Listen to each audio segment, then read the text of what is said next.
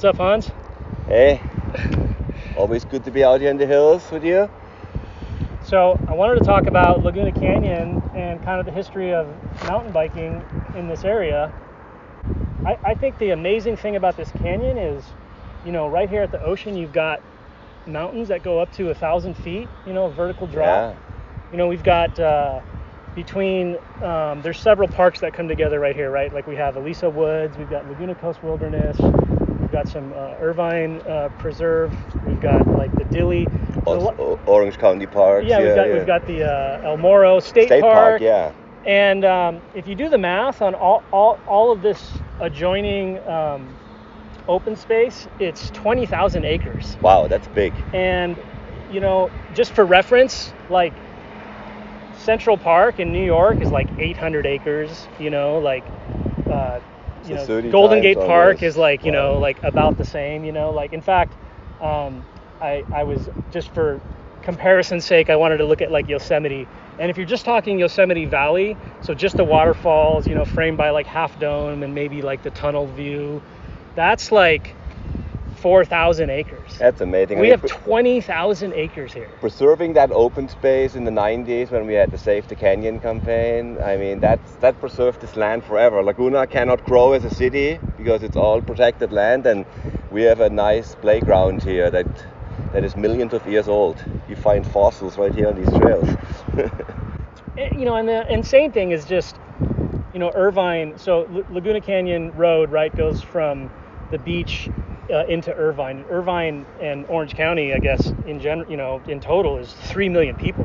Like that's a lot of people to have access to this big of a park. And it's no wonder, that when you have that kind of people close to this kind of land, like people find things to do, and mountain biking was one of those things, right? Well, it partly originated here, not solely, but this canyon is so special. It has such a rich history just in the mountain bike world.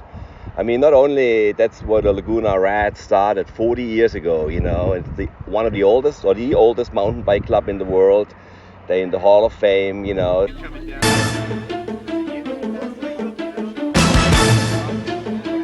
an announcement here. All right, welcome to the 1988 Leaping Lizard Free Fall Championship, presented by the Rats. 1,000 vertical feet. The record is 2 minutes and 22 seconds. It's expected to be broken by the favorite today, Dave Wonderly. A lot of riders, including, myself, we came out of this club, and they were kind of the original free riders who pushed the limit. They kept that original mountain biking spirit from the Marin County clunker guys, have fun, go out, ride, and we added the ingredient of and ride steeper than anything, ride like you mean it. So that, and then like industry wise, if I want to, like Horst Leitner started here, the Horst Link. It's used in so many full suspension bikes, like he was one of the first guys to also develop disc brakes.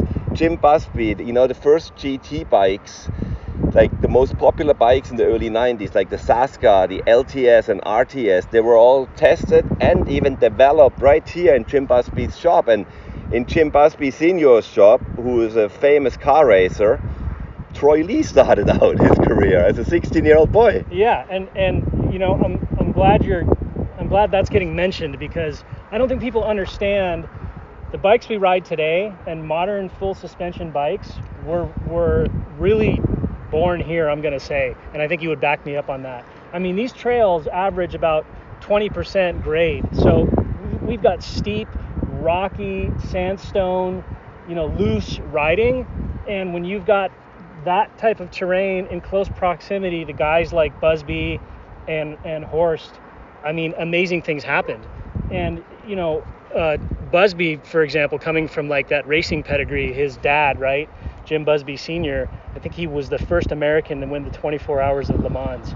So these guys came from speed, like Troy Lee living in like a trailer, right, like right behind his property, painting helmets for Busby and his friends, right, and being connected in the racing world. Like there's so much like heritage here. It's kind of crazy. The original prototype is still hanging in the wall in his shop down here. He has a little museum now, and he gave his son, Jim Busby Jr., some books about suspension designs in race cars and motorcycles. And based on that, Jim Jr. came up with the best full suspension bike at the time, because people don't realize when this all started here in the 80s, everybody was riding hardtails. We had really crappy brakes. We had, we had no suspension, obviously, and the bikes have come such a long way. And we had these super low granny gears, and people would literally ride up like Canyon Acres and stuff, which is sometimes harder on the modern bikes, which are also heavier. Yeah. I mean, so, you and I ride Wednesday nights with the Laguna Rats, and we've got our little sort of clubhouse right down here at the bottom of like the Toolmaker trail. And, just looking around that clubhouse at all of those old bikes, like some things that jump out at me is like these seat dropper posts that look nothing like a seat dropper post today. It's like what was that, and why did you guys decide you needed that like decades before really, modern day mountain bikes? It's like standard equipment now. The Rats rode the steep stuff, and if you wanted to ride the steep stuff, you had to put your seat down, and the quick release wasn't even always functional enough because you had to take your hand off the handlebar and all that. And there was a high ride thing which was with a spring activated, and then there was that power post with that really parallelogram complicated heavy post, but a lot of the Rats used it, and then like it was another decade later that finally the modern day dropper posts got slowly introduced, and to me it was like they were made for Laguna Beach, because like I used those posts like 30-40 times during each single ride. Right. No, it's crazy looking at those bikes from like the 90s, and it was like they at first glance you look at it and you're like, oh, that's what a downhill bike probably looked like in the 90s, but then you realized guys were trying to figure out how to get these up the hill. Like they were making them so you can pedal them, which to me, like that's the blueprint for like the modern day trail bike, is basically like a downhill bike that you can pedal uphill. Yeah, a bike that can do it all. Well, like not every invention in the early days of mountain biking was necessarily good. So we had a lot of crappy stuff, weird stuff that never caught on. Yeah. And it was a trial and error thing, and it took a long time for people to make shorter stems. A normal stem was between 120 and 150 long. Right. And when I asked to get a stem shorter than 120, they were laughing at me. It's like, why? Why would you do that? Or when I asked for riser bars, because only the very cheap bikes had a riser bar. But they had this nice sweep and feel, and people couldn't get it. They say, what? Just get a higher stem. Tires, 2.1 were the widest tires, and they were crappy sidewalls, crappy rubber. I remember, like, I worked with one of the GTs at Engineer, at a different job, and I was just like starting to ride in Laguna, and this was like late 90s, and he said, if you want to ride in Laguna, you need to get these Tioga 2.3 tires, and you need to get them on these Rhino-Lite rims that are about 35 millimeter wide. And it was such a unicorn of a combination, but I built wheels, and I came out here and I started riding, and I realized, wow, I'm so glad I've got extra rubber, and like it's, because everything was like so weight weenie up until that point. It was all about weight, but when you started riding here, you're like, it's not about weight, because you're going to break stuff. You need traction. You need something that can handle. And then I started looking around, and it's like everyone's riding all the same stuff here, but the stuff that's being ridden here is not being ridden anywhere else.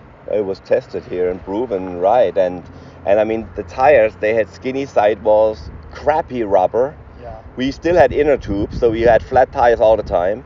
We had rim brakes, so sometimes on those long downhills like Canyon Acres, your rims would get so hot that the tube would explode in there from the heat, And like we had the trails here was either, there was no purpose-built bike trails, there was either deer trails that turned into bike trails over the years, or there was old trails like Toolmaker was always there, and Canyon Acres was there, but they were like either fire roads or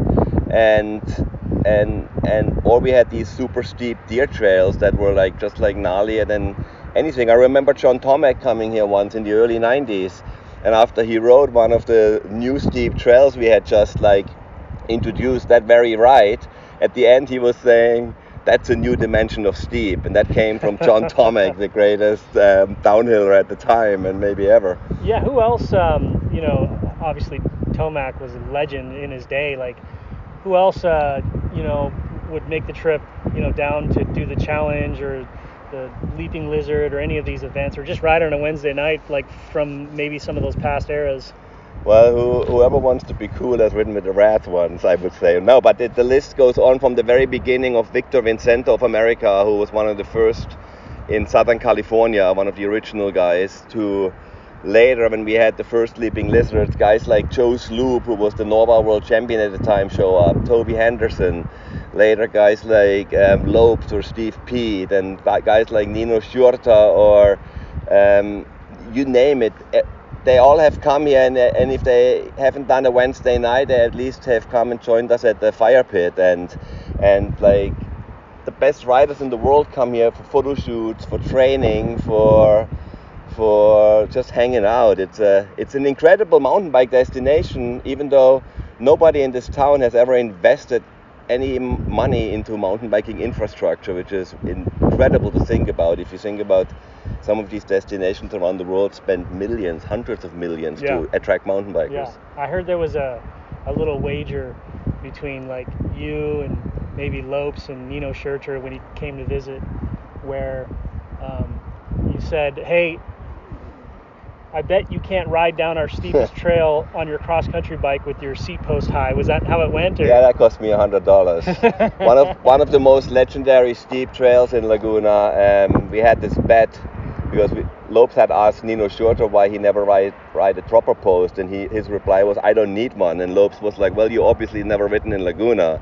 Yeah. Next time you come, I bet you $100 you're not gonna ride. And we took him straight to PG's. And he had a regular, like a 5-inch bike, like a brand new loaner bike, had a seat up at his racing height, and he rode everything. And it was like one of the top 10 most amazing things I've ever witnessed, I think, in my career. Wow. Besides all these bike designers and companies that came out of here, we had Crank Brothers who started Canyon Acres. Further out the canyon, we have a small company called Shimano, who's kind of part of our extended families. But the Rats used to test a lot of the early first SBD and first XTR was tested here partly. And then we have guys like Fix. And I think the greatest thing that came out of this canyon is the Laguna Canyon Riders. It's that school program that started in town about, I want to say, when was that, 6-7 years ago? And it has done so much for getting almost 10 years now. Wow. Yeah, and a couple of those riders are now like Team USA, mountain bike, road, track cycling. So they've definitely graduated onto bigger and better things. Let's talk about, we've got an event coming up this week with the club, the Rads Challenge. And I'll give you, and I think this is what, like the 39th running or something like that. Like it's. Oh yeah, hey, riders, listen up. Yell your number out when you come to the finish line. So make sure you yell your number out for the timers. Otherwise, who knows what kind of time you'll get. And if you give the timer shit, you're losing 2 positions. And if you give the timer shit, you lose 20 positions. And I'll give you I'll give you what I've been told by the sort of elders in the club of what it is, and maybe you have a different version, and so one of the founding members they'd finish the ride and end up like downtown at some of the bars, and this one roadie would always come and like join them for beers, and they sort of challenged each other to so you've got a mountain biker kind of against the roadie, and like why don't we put together a course where it's half road and half dirt, and we'll see who wins, like, because you'll beat me on the road but I'll beat you on the dirt. And so the course is this. It starts right here in Laguna Canyon. It goes out the road almost to El Toro, and then it goes up a trail called Stair Steps, which is more or less a hike-a-bike, like you're walking at that point because it's so steep and bumpy. And then it goes up West Ridge, which is just basically a dirt road, and then it drops down Talonix. So for sure, road biker has advantage on the road. Nobody has an advantage hiking. Maybe it's even on the dirt road, and then it gets decided on Talonix. The mountain biker will have the advantage. Is that more or less like your understanding of what the event is? Yeah, back then mountain biking and road biking were a bit closer together in some ways, and like some of these roadies thought they could just go as quick than than we could on their mountain bikes. You know, basically that was like gravel riders back at the time. Right. You know, it came all back to that, and the mountain bikes were still all hardtail, so they weren't like that like modern in terms of or advantage. But yeah, it started out as a simple bet, and it's kind of this underground race that's been going on for 39 years. But it's probably the longest standing mountain bike event or race in the world. And like I said, it's a fun thing. It's just one lap. I mean, the fast guys nowadays, they do it like in the low 20 minutes, and then it's over. Yeah. And we start the festivities and cook some food. And So here's the big question: who won that first one, the mountain biker or the road biker? I don't even remember. This is what I think what I remember, and I don't. We'll find out on Wednesday. Maybe we'll ask some of the elders. But I think the road biker had the lead. He was running all the way down to Lonix on foot, and the mountain biker like got within like sight of him. But I think the road biker crossed the line first. There's a picture It where was they're a guy more or named less. Billy Bedford and Carl Iverson. Yeah. And they had the bet, and I don't remember. Well, but Billy Bedford was a heck of an athlete. He was also a good mountain biker. So, we'll have to ask some guys on Wednesday and find out what really happened. The legend of the Laguna Rat Challenge.